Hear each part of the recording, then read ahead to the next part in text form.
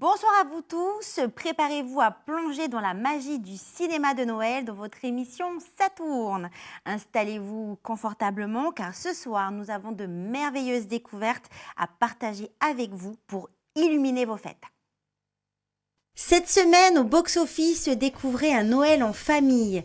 Quand tradition et préoccupations écologiques viennent bousculer le réveillon, chaque génération défie l'esprit des fêtes avec humour et un soupçon de chaos. Un Noël où l'unité familiale prend des formes inattendues. Puisqu'il s'agit d'une émission spéciale Noël, il m'est impossible de ne pas évoquer l'un des maîtres de la magie des fêtes au cinéma, le réalisateur Chris Columbus. Enfin, pour tous les amoureux de l'ambiance féerique des fêtes, laissez-vous emporter par le documentaire Marché de Noël en folie et décoration de plus en plus magique. Plongez dans les coulisses des marchés de Noël les plus spectaculaires à travers l'Europe et découvrez comment commerçants et familles rivalisent de créativité et de passion pour offrir un Noël inoubliable. Sans plus attendre, mettons-nous dans l'ambiance avec la sélection de films que j'ai préparés pour vous. C'est l'heure de votre chronique à l'affiche.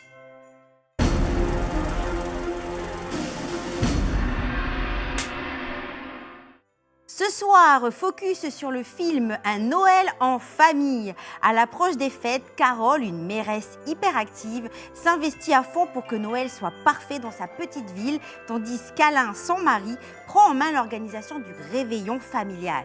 Mais lorsque leurs enfants débarquent, les traditions familiales volent en éclats. Entre écologie, protection des animaux et développement durable, c'est une véritable attaque en règle contre les fêtes. Allez, on regarde la bande-annonce. Tu t'occupes des entrées du dessert, je m'occupe de la dinde. T'as pensé à prendre les huîtres? Je te rappelle que les enfants arrivent demain. Ah, ben vous voilà. Oh, ma chérie. Namasté. Hein? Je salue le divin qui est en vous. Hein?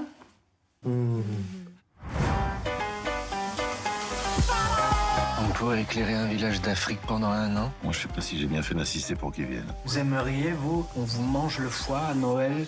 Mais maman, on avait dit plus de ça. T'as acheté une dinde fermière. Vous en avez rien à foutre de la planète tous les deux? On m'a volé mes enfants. Eux, là, en bas, là, je sais pas qui c'est, mais c'est pas mes enfants.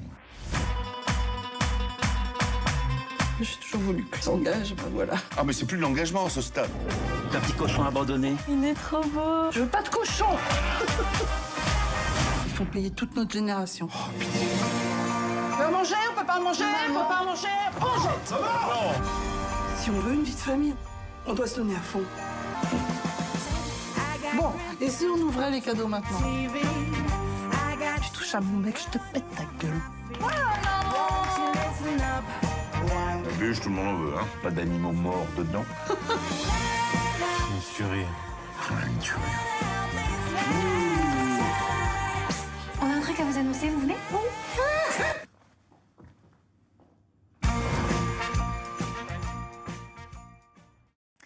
Une comédie qui vous plonge dans un Noël épique, mêlant humour et tendresse pour aborder des sujets d'actualité comme le réchauffement climatique et la protection de l'environnement. Il est à retrouver dès demain dans vos salles de cinéma habituelles. Pour certains, l'attente des cadeaux est la partie la plus excitante de Noël. Pour d'autres, c'est un vrai casse-tête. Mais chez les Sten, pas de stress. Les idées fusent à l'approche des fêtes. À 2 jours de Noël, les inspirations ne manquent pas, même si elles ne vont pas toutes dans la bonne direction. Et si le pire cadeau était encore à venir, préparez-vous à une avalanche de situations comiques où les surprises risquent bien de ne pas être celles qu'on espérait. On regarde la bande-annonce. Écoutez, je vois vraiment rien d'inquiétant. Nous avons tout fait. Ah bon? Par contre, pas la pension lombaire, je crois, hein, non. Je peux avoir votre carte vitale? Non, laissez, c'est pour moi. Comment ça? C'est cadeau, c'est Noël. Ah, c'est marrant ce truc-là, qu'est-ce que c'est? Un thermomètre. Dans l'oreille. Ah, ça a l'air bien, hein? Je vais en prendre 3, oui. Ah oui. Et puis aussi un petit collutoire. Un petit colotoir. Et puis le... Et du spectacle, peut-être. Ah, mettez-moi une boîte, j'en ai. Ah, quand même. Oui, Oui, ça dépanne. Allez, à demain. oui, enfin, peut-être. Tu vas voir l'album événement d'Océane? Non, chérie, qu'est-ce qu'on a dit hein? Le Père Noël, il a déjà bouclé ta liste. Je voulais plein de trucs Océane et maman elle voulait pas parce qu'elle dit que c'est une débile mentale et une pute. Oh, Vous parlez de la chanteuse Océane? J'ai pas dit PUTE, hein. J'ai juste dit que ce serait chouette qu'on donne aux enfants autre chose comme exemple qu'une dinde qui se fait sauter par son manager. Salut à tous. Je vous présente... Océane. C'est le plus beau de tous mes Noëls. Si vous aimez les films où l'humour décalé et les situations rocambolesques se mêlent à l'esprit des fêtes, vous allez adorer ce tourbillon de rires et de gaffes familiales. Entre idées de cadeaux qui dérapent et tensions de dernière minute, préparez-vous à un Noël où les cadeaux ne sont pas toujours ce qu'on attend, mais où chaque surprise vaut le détour. Ce film est à retrouver dès le 22 décembre sur grand écran. Et puis en tant que fan inconditionnel du classique Le Roi Lion, je ne pouvais pas passer à côté de la chance de vous parler de ce nouveau film tant attendu, Mufasa, Le Roi Lion. Un film qui nous raconte l'histoire donc de Mufasa, qui n'est autre que le père de Simba, à travers les yeux de Rafiki, avec l'aide de Timon et de Pumba. Nous allons découvrir le parcours d'un lionceau orphelin qui, avec son ami Taka, part à la recherche de son destin. Un périple où l'amitié et le courage sont mis à l'épreuve face à un ennemi redoutable. On regarde la bande-annonce. Hakuna Matata. Mais quelle phrase magnifique! Non, non, non, non, non, on l'a chanté sans arrêt pendant 6 ans. Mais qui l'a pas chanté? Il nous en faut une nouvelle. Ça y est, c'est à nous. On entre en scène. Hakuna Mufasa.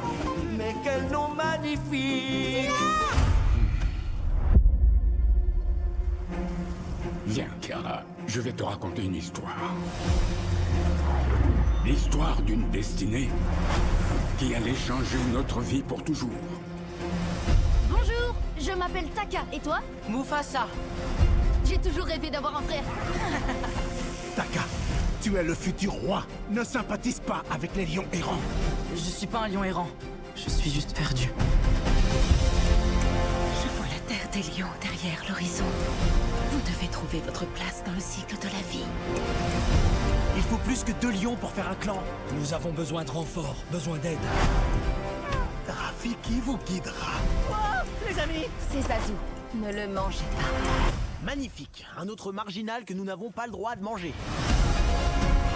Ces terres baignées de lumière m'appartiennent désormais.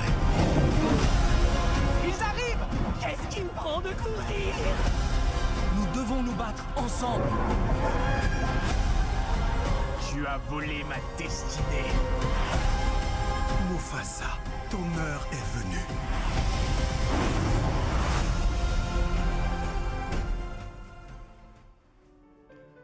Un film d'aventure qui réchauffe le cœur et rappelle que même dans les moments les plus sombres, l'espoir et l'amitié peuvent changer le monde.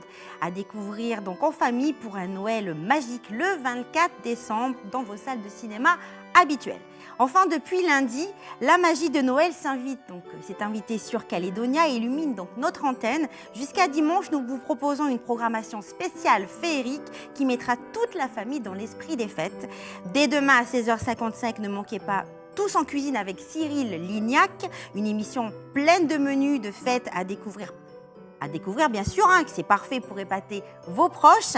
Et bien sûr, les téléfilms de Noël vous attendent pour des moments chaleureux et inoubliables. Restez connectés avec nous pour profiter pleinement de la magie des fêtes. Alors, quand on pense aux films de Noël qui ont marqué des générations, Chris Columbus est un nom qui revient souvent. Ces films, à la fois drôles et émouvants, sont devenus des classiques de Noël, capturant parfaitement l'esprit des fêtes. C'est pourquoi j'ai décidé de le mettre à l'honneur dans cette émission spéciale Noël. Ces œuvres occupent une place spéciale dans nos cœurs à cette époque de l'année et leur impact culturel est indéniable. On en parle tout de suite dans votre chronique Gros Plan.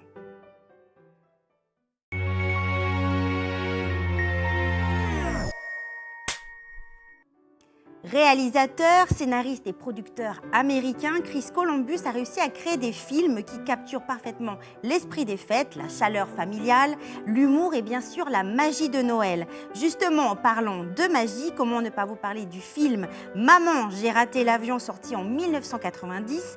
C'est probablement le film de Noël le plus emblématique réalisé par Chris Columbus.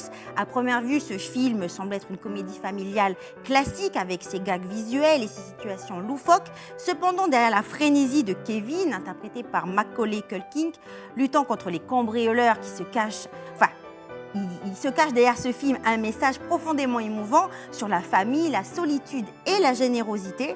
Le cœur de ce film réside surtout dans la réconciliation familiale et dans l'idée que Noël est une période de rassemblement et d'amour, malgré les imperfections et les malentendus. Grâce à Chris Columbus, Maman, j'ai raté l'avion est devenu un film qui incarne l'esprit des fêtes, tout en étant hilarant et touchant. Après le succès de son premier film, il a dirigé la suite « Maman, j'ai encore raté l'avion », sortie en 1992, dont on va regarder un petit extrait.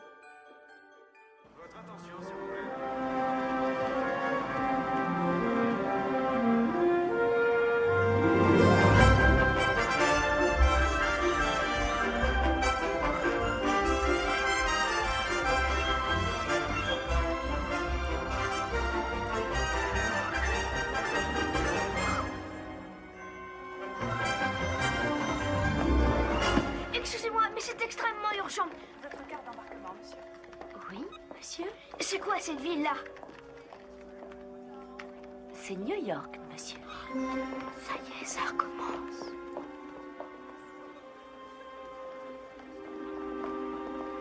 Qu'est-ce qui ne va pas, monsieur? Ça va bien.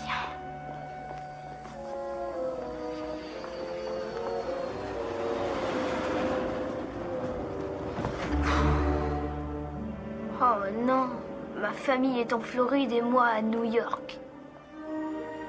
Ma famille est en Floride et moi à New York. Alors même s'il n'a pas eu le même impact que le premier film, il a réussi à conserver, je dirais, l'esprit de Noël. Kevin McAllister, toujours interprété par Macaulay Culkin, se retrouve cette fois-ci à New York où il vivra une série d'aventures tout aussi cocasses. Cette suite reprend les thèmes de la famille et de l'importance de se retrouver ensemble pour Noël. La magie de Noël, on la retrouve également dans le film Madame Doubtfire, sorti en 1993. Alors vous allez me dire, mais qu'est-ce qu'elle raconte? Ce n'est pas un film de Noël à proprement parler, et c'est vrai, mais il incarne quand même la même sensibilité qui fait le charme des films de fête de Chris Columbus, à savoir l'amour familial, les sacrifices et la quête d'unité. Ce film avec Robin Williams dans le rôle de Daniel Hillard, un père de famille qui se déguise en nourrice pour passer plus de temps avec ses enfants, parle de réconciliation et de compréhension dans une famille décomposée. Alors le film mêle rire et larmes avec une délicatesse typique des œuvres de Noël et Columbus réussit bien sûr à capturer cette magie qui rapproche les cœurs, surtout pendant les fêtes. Enfin, quoi de mieux pour incarner la magie de cette saison de fête que l'univers enchanteur d'Harry Potter? Alors vous me demandez peut-être quel est le lien avec Chris Columbus? Eh bien, il est l'un des principaux artisans de cette saga depuis le début, puisqu'en 2001, c'est lui qui a dirigé l'adaptation cinématographique du premier tome, Harry Potter à l'école des sorciers. Alors on est bien d'accord que ce premier volet n'est pas spécifiquement centré sur Noël, mais il regorge de moments magiques et de scènes d'hiver qui rappellent la féerie des fêtes, le château de Poudlard sous la neige, les décorations de Noël et les scènes autour du festin de Noël ajoutent une atmosphère chaleureuse et festive. Donc le film capture vraiment l'esprit de Noël à travers la magie, l'amitié et l'émerveillement des thèmes chers à ce genre de film. D'ailleurs, la saga Harry Potter est devenue un véritable classique des fêtes pour de nombreux spectateurs. En tout cas, c'est mon cas, j'ai commencé à les regarder. Pour conclure, je dirais que ces films nous rappellent que la véritable magie réside dans les relations humaines et les liens familiaux. Pour ces raisons, Chris Columbus reste une figure clé du cinéma, donc des fêtes, et un réalisateur qui, année après année, réussit à toucher nos cœurs pendant cette période. Alors le cinéma, tout comme les documentaires, a ce pouvoir de capturer, je dirais, la magie et de nous émerveiller. C'est ce que vous allez découvrir en plongeant dans l'univers féerique des marchés de Noël et de leurs décorations toujours plus spectaculaires dans votre chronique L'Infodoc.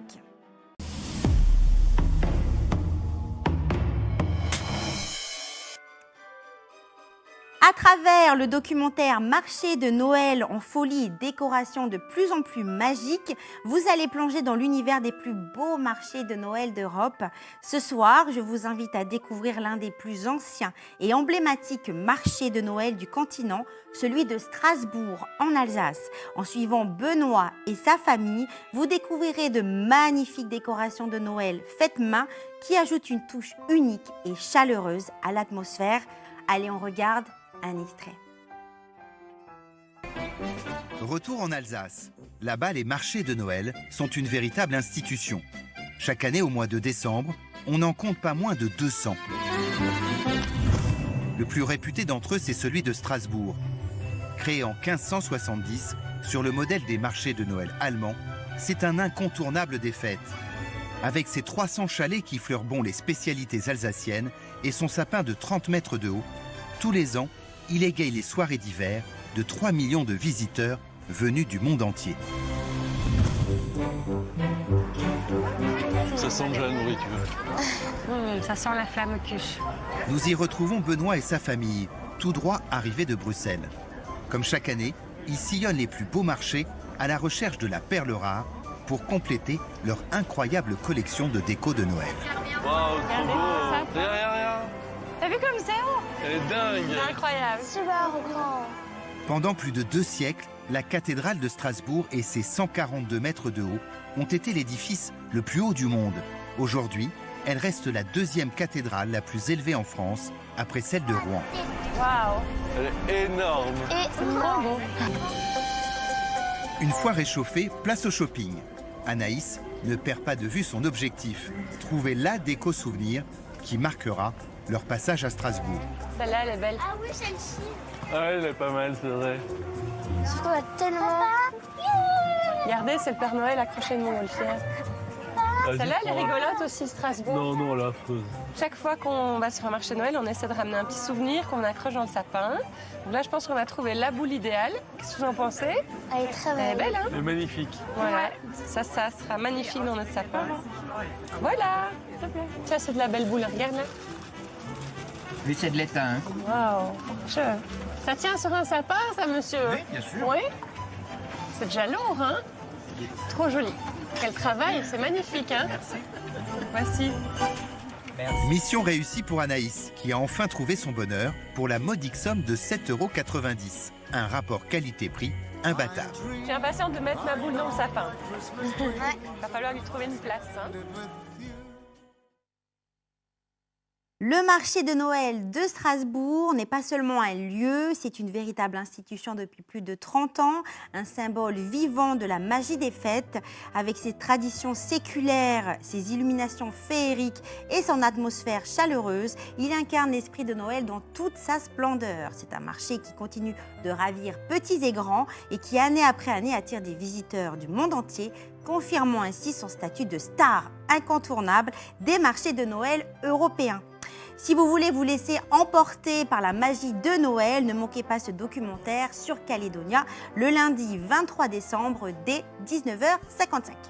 Enfin, avec King Taz, vous allez découvrir les coulisses du film Le Père Noël est une ordure, un film culte de Noël, mais dans un registre assez particulier. C'est l'heure de votre rubrique L'envers du décor. Bande de petits, t'es pas prêts, pas. Non mais allez, sérieux. Bonjour à tous. Aujourd'hui, on va parler d'une institution du cinéma français. Le Père Noël est une ordure? Mais comment t'es trop fort? Mais comment tu sais? Oh bah tu sais, le talent. Oh. Mais pourquoi mon cahier il est ouvert là? T'as fouillé dans mes notes? Oh, non mais pardon, non mais parce que j'étais trop pressé de savoir. C'est parce que voilà, moi j'aime bien ce que tu vois, genre le prochain film qu'on allait dépecer, tout ça. Dépecer, carrément. Bref. Je disais donc une institution du cinéma français qui est à l'origine une pièce de théâtre écrite par la troupe du Splendide. Ah ouais? Bah pour une fois que ça sort pas d'un livre. La troupe du Splendide est bien évidemment composée de Gérard Jugnot, Thierry Lhermitte, Christian Clavier, Marianne Chazelle et Josiane Balasco. Ah, il manque Alain Chabat pour avoir le casting parfait en fait. La troupe a déjà écrit plusieurs pièces qui avaient un immense succès et déjà en production de films, notamment Les Bronzés font du ski. C'est alors que le Père Noël est une ordure entre en scène et sont obligés de déménager de locaux pour accueillir plus de monde. Tu m'étonnes. Sauf qu'une pièce de théâtre et un film, c'est pas le même délire. Les lieux de tournage étaient très compliqués à obtenir à cause du titre du film. Bon, en même temps, faut pas toucher au Père Noël, hein. Ils ont même pensé à modifier le titre du film en Les Bronzés fêtent Noël pour que ce soit plus facile. Ah ouais, mais c'est de la... Et oh, pas de gros mots là. Ah, mais c'est une réplique du film. Oui, je sais. À force de tourner en mode sauvage devant un centre commercial, Gérard Jugnot va se faire arrêter pour port illégal du costume de Père Noël. Hein, ça existe ça? Visiblement, les personnages sont pour la plupart tous inspirés de vraies personnes comme la SDF ZZ, qui était une vraie SDF non loin de la salle du Splendide et qui ramassait des consignes pour se faire de l'argent. L'actrice Marianne Chazelle a fait confectionner un dentier chez le dentiste pour pouvoir incarner au mieux le personnage. Et tu sais que SOS Amitié a réellement existé? Oui, je sais. Et je sais ça parce que tu as lu dans mes notes. Oh, ça va. Est-ce que tu savais que c'est le père de Marianne Chazelle qui était prêtre et bénévole chez SOS Amitié? Ah non, ça par contre je savais pas. Ah, ben tu vois, moi aussi je connais des trucs, hein. Et même que cette fameuse réplique « C'est cela, oui » a été inspirée d'un des agents de Thierry Lhermitte. Ah, bah ça je savais pas non plus. Bon, on va pas faire concours, mais une petite dernière. Gérard Jugnot, pendant une pause cigarette et avec la moitié de son costume de Père Noël, s'est fait réprimander par une passante qui lui a ordonné de remettre sa barbe afin que les enfants ne pensent pas que c'est un faux Père Noël. L'engin, il a ramassé Gérard Jugnot là. Eh oui, c'est la magie du cinéma. Alors bien que ce film ne corresponde pas à l'idée traditionnelle et chaleureuse de Noël, il a marqué les esprits comme un incontournable de la saison pour ceux qui aiment les comédies un peu déjantées et les films de Noël non conventionnels. Alors voilà, c'était notre dernière émission de l'année. Merci à vous d'avoir été à mes côtés tout au long de cette année. Je souhaite également remercier tous mes invités qui ont répondu présent malgré une année complexe. Un grand merci aussi à toute mon équipe pour son dévouement, sa résilience et sa bienveillance. Les fêtes de fin d'année approchent à grands pas. Je vous souhaite donc de joyeuses fêtes à tous. Prenez bien soin de vous, rechargez vos batteries et laissez-vous envelopper par la magie de Noël.